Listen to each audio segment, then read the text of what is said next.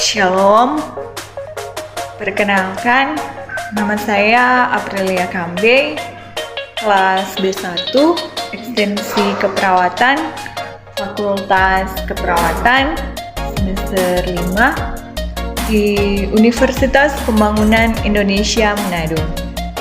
Pada saat ini, saya akan memberikan presentasi tentang apa yang dimaksud dengan halusinasi. Tujuan dari pembuatan presentasi ini yaitu untuk memenuhi tugas ujian tengah semester dengan mata kuliah keperawatan jiwa dengan dosen pengampu Nurse Rivalino Hamal Eskep MKes. Halusinasi adalah gangguan persepsi sensori tentang suatu objek atau gambaran dan pikiran yang sering terjadi tanpa adanya rangsangan dari luar yang dapat meliputi semua sistem penginderaan. Proses terjadinya halusinasi terdiri atas dua. Yang pertama, faktor predisposisi. Yang kedua, faktor presipitasi. Berkembang melalui 4 fase.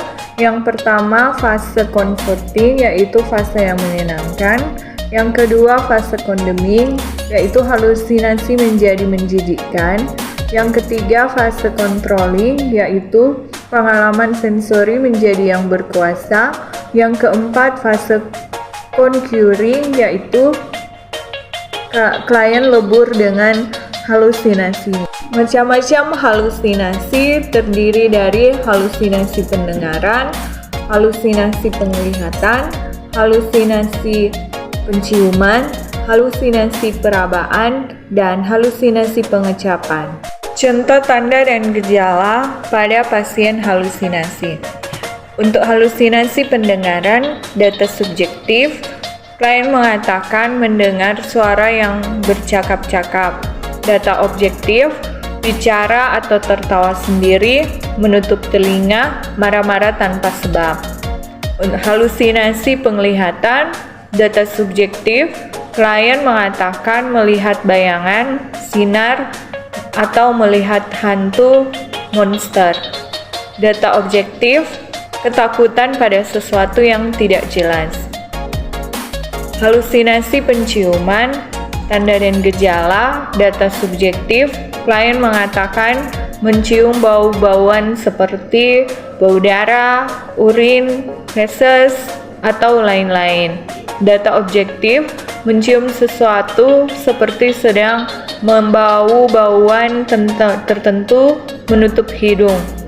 Halusinasi pengecapan, tanda dan gejala, data subjektif, merasakan rasa seperti darah, urin, dan feses.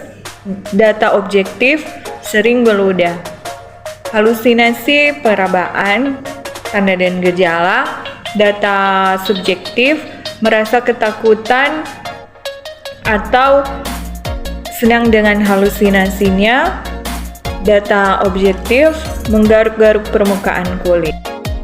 Asuhan keperawatan pada pasien dengan halusinasi terdiri dari yang pertama pengkajian, yaitu identitas klien, alasan masuk, faktor predisposisi, faktor presipitasi, pemeriksaan fisik, psikososial, mental, dan kebutuhan persiapan pasien pulang. Yang kedua yaitu diagnosa.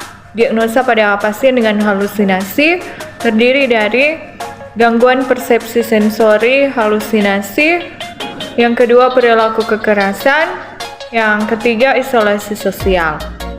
Yang ketiga intervensi keperawatan terdiri atas klien mengenali halusinasi yang dialaminya, yang kedua klien dapat mengontrol halusinasinya, yang ketiga, klien mengikuti program pengobatan secara optimal.